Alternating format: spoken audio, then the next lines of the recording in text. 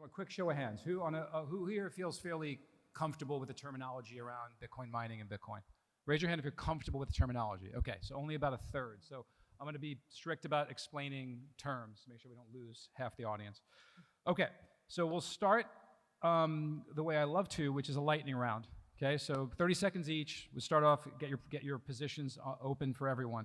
And we'll start with Sam in the back. Sam, scale of 1 to 5, 5 being the best, the current state of Bitcoin mining and why? I think 2, and I think it's in relation to the capital markets. I was just having a conversation with Benjamin about that, actually. I'm sure all the CEOs here on this panel will probably agree that they have 2 different conversations in the capital markets, one with institutions and then one with retail. And our sector is really heavily, there's just a lot of retail, probably a bit too much retail in our sector compared to other sectors. And they talk and want different things from what institutions are speaking with us on. So that needs to resolve itself, and I'm not sure, we've figured out a way to resolve it slowly but surely, but with respect to Bitcoin mining, there is a lot of volatility of earnings. There are market makers and option traders that play in our space in a very aggressive way compared to other sectors. So it makes it very difficult, and that eventually needs to resolve itself. Okay, we got a 2 from Sam. Interesting side note, Sam and I met 8 years ago at a dinner party held by Nouriel Rabini. So it's amazing how these things come full circle. Nazar, 1 to 5, and why? 1 to 5, I'll go with a 3.5. And I think Bitcoin mining, I mean, if you just look at the screen over here, there's a number of us Bitcoin miners up there. I think we've transitioned from being kind of a mom and pop industry. We're institutional, we have access to capital.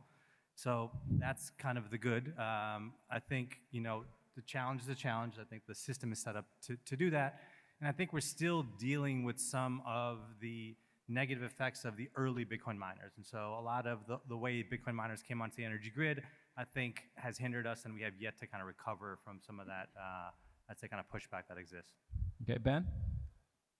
It totally depends on your cost structure, the way Bitcoin mining works. The lower cost you are, the more likely you are to survive. The higher cost you are, the more likely you are to not be able to mine profitably. So as a low-cost producer, I would say a 4 or 5. We feel pretty good about it. Okay, Ben coming in strong. And Fred?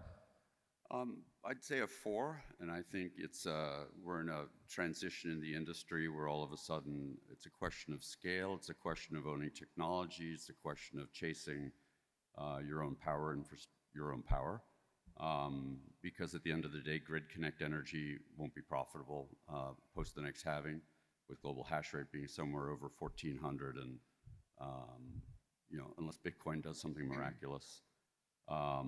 I think it's going to be very tough times, and so those companies that are diversifying revenue streams, diversifying regionally, that are building technology, and are able to leverage some form of interaction with AI, it's going to be a very exciting time for them. Capital markets are good. The access to compute is cheap. I don't think we've seen ASIC pricing this low for this long in a long while, and I think that's going to continue. Okay. We'll run it back this way. So next question. All of you have done a rock star job. All of your market caps have increased. You've done well by shareholders. Congratulations. You're the survivors in a consolidating industry. So Fred, starting with you, where's the growth going to come over the next 5 years?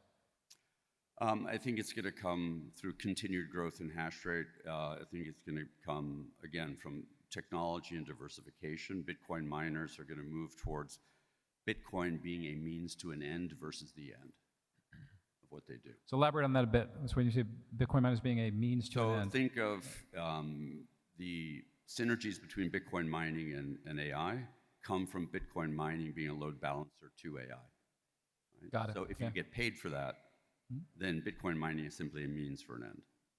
Okay, great. Ben? I think vertically integrated producers are going to grab an outsized percentage of growth. Similarly to Fred, we agree that power generation is a vertical that we're going to become more interested in and get into. I think that growth is going to be, You said vertical integration. Vertical integration into power. So define what that is for the. So basically, instead of not only purchasing energy from a utility, producing your own power to mine Bitcoin, Yeah. right? So, yeah. Any particular type of power you like? Like, what would you build or buy? Well, the good news about renewables cheaper. You know, many times there's some sort of incentive to develop renewable. The bad news is that it's not always on, right? So baseload, I think, is something that we're looking for, but we're looking at all sorts of different types of power. Nazar? Yeah, I think the growth and the value in these companies is really going to come from low-cost infrastructure. So those companies that can demonstrate they have access to, can develop low-cost energy infrastructure to support power, again, whether it's for Bitcoin mining, any kind of compute going forward, that's where the growth is going to come from. And if you look at just even over the past year, where the market's been allocating value, it's really been to those folks that they believe have the ability to kind of develop and put that on. And so the question that is for all of us, I think, really is just around who can really execute upon that. And so to the extent that you're able to execute and deliver low-cost energy infrastructure that can generate power to be used or support power to be used, that's where the growth's going to come from. Do you get low-cost power through vertical integration? Do you get it by your choice of where you set up? What's your strategy for ensuring all that? of the above. I mean, I think everyone's going to have to find their own way. I mean, we come from a power background, so at our peak in kind of our predecessor company, TeraWulf, we owned about 5 gigawatts of generating assets, a mix of both thermal and renewable assets. So to me, it's not an obvious that just by owning a power plant you solve that issue. I think, you know, owning a power plant has its own set of complexities. So I'm not necessarily a big fan of owning kind of the power generation. So I think it's more through just kind of how you're locating your loads and understanding kind of how you're connecting back to the grid. Sam? So your question is the state of the industry in 5 years? So where's the most growth coming from your business? Where's your growth coming from? Growth, I see. Well, Bit Digital, I think amongst here in the panel, we have the largest HPC AI business, one of the largest in the industry. And we did that to stabilize our earnings. So we have a $275 million contract. Over 3 years, we just scored another $700 million contract, which is pretty good for a company with a market cap of $600 million. And so, you know, there's a flippening sort of happening in our particularly in our company, where we're getting more money, we're getting more revenues from HPC than Bitcoin mining. And we've For done our that audience, by define your acronym. Say again. Define your acronym HPC. Again, half of our audience. It's high performance computing, which is a service that is necessary for AI applications. People who are building AI applications need high performance computing in order to develop those apps, and we've been able to serve that market, and we leverage our expertise in identifying data centers and procuring specialized machines and connecting the dots between the two in order to create this thing called GPU as a service. We've also just acquired last week a tier 3 data center, which is what is necessary to have high performance computing. We acquired that for about $48 million. And so that is really necessary. That kind of data center is very necessary. And it's not the same as Bitcoin mining operations. These are two very different kinds of data centers. And so we play in that space very heavily, and we've been making really good revenues off of that. Right. So let's roll it back this way. Let's stay on this topic. So obviously everyone's been reading about this. I won't call it so much a pivot as a expansion into AI compute for virtually every Bitcoin miner, especially public Bitcoin miners. You know, talk a bit more about this. Like as Sam mentioned, this isn't it's kind of the same business, but there are some big differences. Where do you see the timelines for going online at scale being? Do you think that they are ultimately compatible for a large public company in the long run? Sure. So as you said, I mean, I think the word pivot gets used a lot. You know, I think of it more as kind of an extension or an expansion. And if you think about where we came from, we used to generate electricity. So for 20 plus years, I used to run around the world trying to find a place to build a power plant, whether it's thermal or renewable, figure out where I could put a lot of power onto the grid and maximize the value of that kilowatt hour of electricity. Globally, and particularly in the United States, you know, over the last 10 or 15 years, there's been a significant push to decarbonize the supply stack. So kind of change the form of the generation that exists. So it went from a lot of dispatchable thermal resources to intermittent renewable resources. And in doing so, it fundamentally changed how the grid operated. So my job of finding a place to put power onto the grid and be able to sell a kilowatt power of electricity for X plus something became more and more challenging. And so we really started to look at how do we use a load, how can we be a load ourselves and use that power, and that's how we got into Bitcoin mining. And so Bitcoin mining really is just your input is power, you're running it through an ASIC and you're generating hash. And so we think of ourselves as a converter, right? Effectively, we're a converter of electricity. Our prior business, we were a converter of a fuel source, the sun, the wind, coal, or gas. And so we're a converter of electricity into hash, which generates Bitcoin. There's a spread that we have, and we try to monetize that spread. So when you look at AI, again, it's a very similar type of process. Again, you're a converter. You're taking a kilowatt of electricity, you're running it through a GPU, and generating kind of compute. And again, different than Bitcoin mining. In Bitcoin mining, there's only one use for that compute. You kind of hash, you mine Bitcoin. Obviously, you know, in the AI space, there's, you know, hundreds of different potential applications for that compute. So there's a slight difference there. But from an energy infrastructure perspective, we think it's a very similar exercise. Again, the building you're building costs a lot more money. The GPUs that you're buying cost a lot more. And again, on the back end, the compute can be used in different ways. But fundamentally, from an infrastructure perspective, you need the very same infrastructure to power kind of that compute. So we think of it as an extension of our business. And so from an energy infrastructure perspective, it's very similar. I think over time, you're going to start to see that the AI facilities that exist are going to be different than the traditional data centers that exist today. And what do I mean by that? Traditionally, data centers have kind of sought for kind of 5 nines uptime. They want to be available 24/7, have double and triple redundancy. They don't really care about their cost of power. I think that's all going to change, right? If AI and compute's going to be as ubiquitous as we think it is, it's going to have to be cheap, and so therefore the cost of the infrastructure, the cost of power is going to matter, and so that, again, that low-cost energy infrastructure is important. Are there different skill sets that are required to build these things? For sure. That's happening as we speak. We're going to bring online a 20-megawatt facility here early next year, closely followed by a 50-megawatt facility. From a design perspective, we've added to our team to do so. So I think, you know, for a number of the miners, we're going to be able to deliver meaningful capacity here in a relatively short period of time, building off energy infrastructure. So Ben, it sounds like, not to put words in his mouth, it sounds like Nazar saying that, like, we'll have this compression or this increased focus on cost and efficiency for AI data center capacity. Bitcoin miners are really good at eking out every cent of marginal power efficiency. So do you think you're well positioned for this type of expansion? So Riot is one of only a small handful of Bitcoin miners, including Marathon and CleanSpark, that have not announced any pivot whatsoever. We are completely focused on Bitcoin mining. There's no yet in there? Write the check. Okay. Right, but like, you know, I think the only thing that has really changed is, you know, the inbound requests that have come from hyperscalers that we have to pay attention to as stewards of shareholder value. But we are very focused on vertical integration, just continuing to do what we do, acquiring power, building a really strong power portfolio. And I think what we're doing as Bitcoin miners is really playing to our strengths. We're able to do these things relatively cheaply and much more quickly than, let's just say, a hyperscaler would. But let's stay on you for a second, because you're the outlier here, and you're not just the outlier on the stage, you're the outlier in general. So you must be getting pressure from analysts, shareholders, the board. I mean, so how are you responding when this issue comes up? Well, that pressure has existed for maybe a couple quarters. Okay. So, you know, I've been in this for what, 5-6 years, right? Okay. And so, you know, these things happen in cycles, and we'll see how it goes. But I think, you know, we have a vision, we have a strategy. We're evaluating opportunities. That's really the extent of it. You think it's an edge for you that everyone else is distracted by AI and you're not? Well, it is, because that's mathematically how Bitcoin mining works. The more people fall off, the better it is for the miners that are growing. All right. Fred, are we all going to be working for Elon Musk? No, not at all.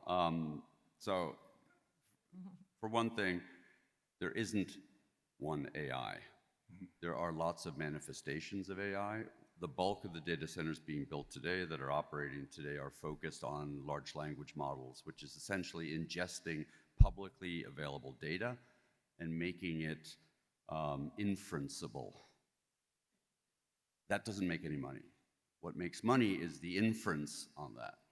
And inference AI is still 3 to 5 years from really growing as a business. But if you look at Microsoft and you look at Google and you look at Meta, all of these companies, Their long-term strategies are about building inference AI systems. So elaborate on that. I think I understand your distinction. You're talking about just indexing information Right. versus So indexing sentience. information requires huge amount of GPU. Think NVIDIA. You build neural networks, you then build iterative networks on top of that, and you're building iterative generative networks. And what happens is, if you look at, for example, OpenAI, 4.01 or Strawberry is a 10x increase in intelligence in its ability to be able to give inference responses to 4.0. And inference is not this huge language model. Inference is a very small model. Every Tesla has an inference model running in it. There are 100 compute subsystems running in a Tesla. It does not communicate with the cloud for every little thing it does. It gets traffic data, it gets vehicle-to-vehicle communications data, and it gets software updates. Other than that, everything is running locally in that car. Apple's A18 chip is the world's best inference engine. It's 4 CPUs and 8 GPUs, which is exactly what you need for inference. It's not pure GPU, which is what NVIDIA is focused on. And inference happens at the edge. It doesn't happen in the cloud. You know, a GE jet engine runs the aircraft when it's at cruise speed. It is not communicating to the cloud to figure out what it's going to do. It's all running a model in the airplane. The world of IoT, the world of factory automation, the world of digital twins. By the way, Google and Meta have a digital twin for each and every one of us that they use to model ads on before they serve you information. Right? That digital twin context applies to digital healthcare, it applies to digital identity, it's going to apply to your financial model, credit models, everything. That is all going to be based on contextual data, which is based on where you are, who you are, what you're doing in the moment. So that has to run at the edge. And just like Akamai built the content distribution networks that now run the streaming world, inference AI runs at the edge. So what does that mean? Microsoft is building 10,000 inference data centers over the next 10 years. Small data centers at the edge, located in cities, close to where the consumers are. Why? Because the single highest cost of a transaction is going to be network. Right. So this notion that it won't, hyperscalers will always exist, but there will be tens of thousands of small localized data. I think Morgan Stanley very publicly made a similar echo to what you're saying. Okay, so that then says that firms like yours will have ample opportunity to assist the hyperscalers in building out these localized data centers. Because does everyone get that concept right? So the idea is that you'll need to pull for inference to get an answer to a question. You won't necessarily want to go to a centralized compute area. You'll want to pull a local weather report or what things look like on your block versus some centralized. But it's the 85 to 90% of inference AI will not be human to machine. It'll be machine to machine. Machine to machine. Okay. I do want to mention something on please. inference. So a lot of Bitcoin miners, their North Star has been cost of producing a Bitcoin. But with respect to inference workloads, cost is not really an issue. It's the location of where your data center is. If the location of your data center is in a very remote place, you're going to create high latency, and that's a problem for inference workloads. You want, when you're on ChatGPT, you want your answer in milliseconds, not in 10-minute blocks. So it's very important for the data center to be in major metropolitan areas. That's why when we acquired our Tier 3 data center last week, it was in a major metropolitan area in Montreal. And we have a pipeline of 288 megawatts, again, all across major metropolitan areas. If it's in a remote place, like a Bitcoin mining operation, that's a problem. You're going to create latency.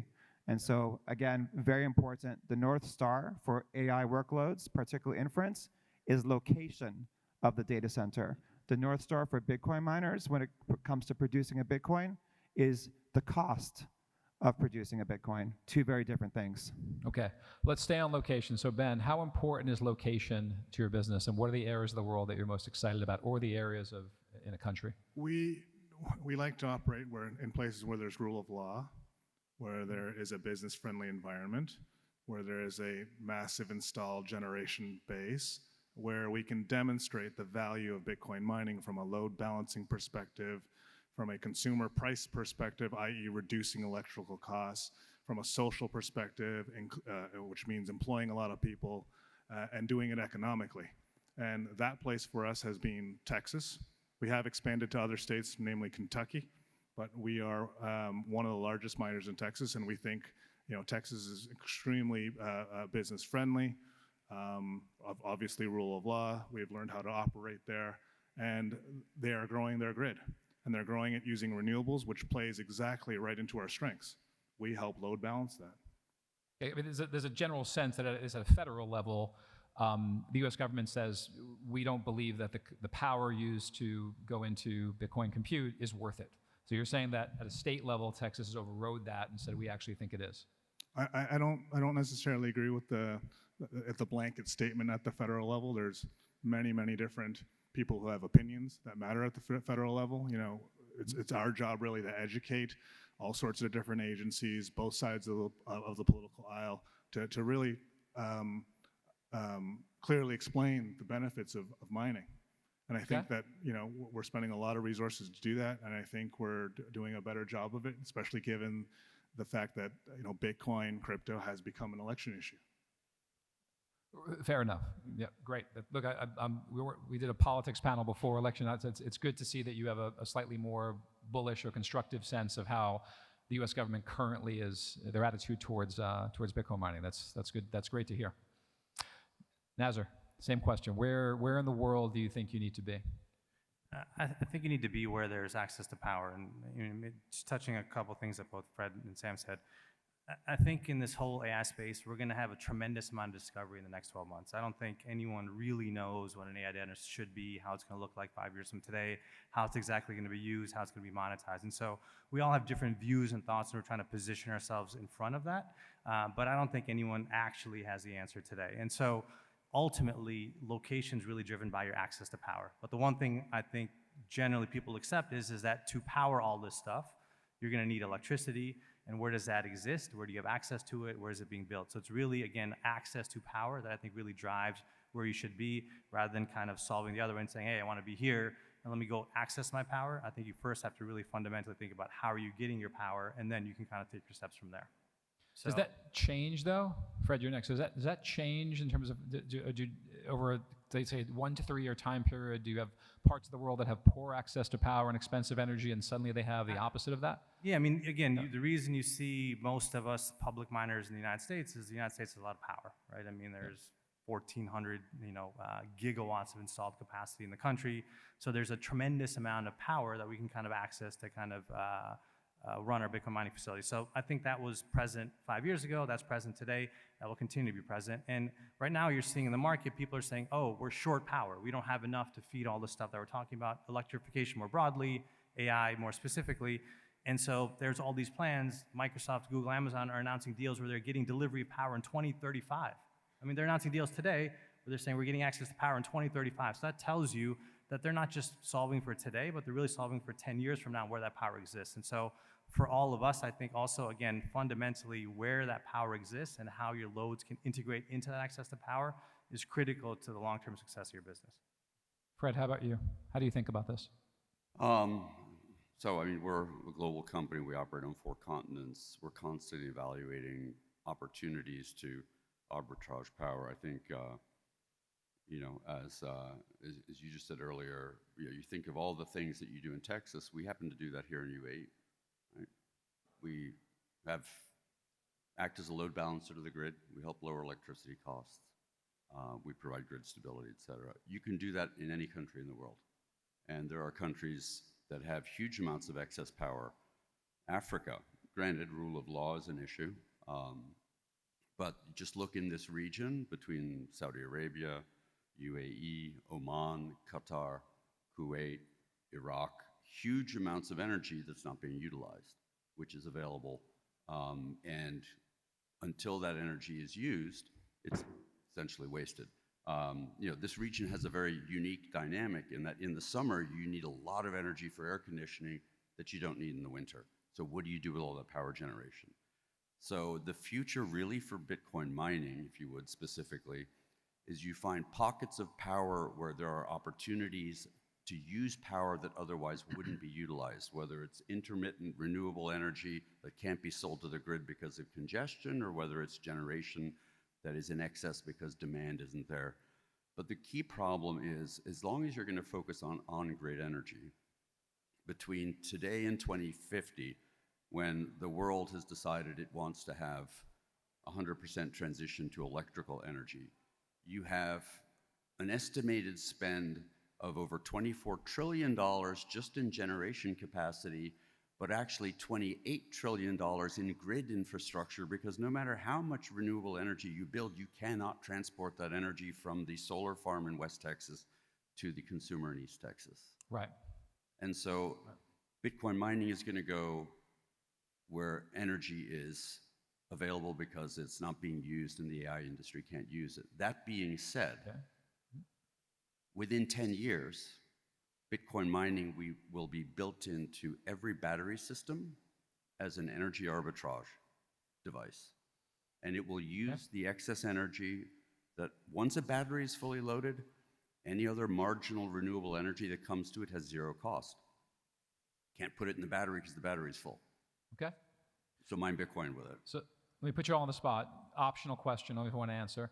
Can you think of a part of the world, country, region, whatever you prefer, that, call it 2 years from now, in your view, will have the highest marginal percentage of global hash rate improvement? Like, where do you see the biggest increases coming around the world? Anybody have a GCC, GCC? absolutely. Okay. So 2 years from now, GCC will have the biggest delta in their percentage of global hash. Anyone else Biggest have a growth, yep. thought? That's a tough one. Okay. I think Okay. that's a tough one. But I think, if you think about scale, if you think about access to capital, two things that really, really matter. You think about the organizational resources you need to plan around and all the things you need to do. I think we're going to see tremendous growth continuing to happen in the United States and North America, Okay. but mostly in the United States. Yeah, I think I'd agree. If it's just absolute exahash, Yeah. it's going to be the US. If it's percentage increase, maybe, as Fred said, Africa or the GCC. It's just a Okay. percentage increase, but. All right, we got time for one last lightning round, strict 30 seconds each. Sam, prediction you want the audience to leave with. What do you think is the biggest prediction for the next year? Well, I'd rather answer the prediction 5 years. Nobody talks about the next halving event, which is happening in 3.5 years. Okay. And our industry is not going to be the same after the next halving event. And just for the audience, I'll be really quick. The halving event happens every 4 years, and margins for Bitcoin miners overnight just get compressed in half. We just went through one 6 months ago, and the way to make up for that is that Bitcoin has got to double in order just to make up for it. So in 3.5 years from now, if Bitcoin isn't around 150,000, a lot of us are going to go out of business. Now, if Bitcoin goes up to 500,000, governments are going to get involved in mining Bitcoin, and they have free access to energy. So it's a problem for the industry. If it continues to go sideways, the price, we're We want to screwed. straddle 150 and 500. That's Okay, right. Got to stop because, okay, no, 30 seconds, let's go. A year from today, Bitcoin will be 150. The hash rate will be, 1,000. And I think we'll probably have the mining companies, there will be no consolidation in the industry over the next 12 months. No consolidation. Over the next 12 months. That's provocative. Ben? Public companies or private companies? Yeah. Public companies. Public companies, Okay. I would agree with that. Okay. Any prediction I make will most likely be wrong. Okay, that's a very honest answer. And so, All right. so I'm really hoping for a low Bitcoin price. Okay, Right. Fred, take us out. I think over the next 12 months, we'll see Bitcoin hover around 100,000 if there's a Republican win. By meaning Wait, I'm sorry, say it one more time. You'll see Bitcoin around 100,000 if Trump over the wins? next 12 months, yeah. Okay, and if he doesn't? With the Harris administration, I don't think we break 90. I think we'll sit somewhere between 80 and 90. Okay. The other thing I think you'll see is global hash rate will continue to grow, and we will approach 1,000 in the next 12 Wonderful. months. All right, thank our esteemed panel. Appreciate it.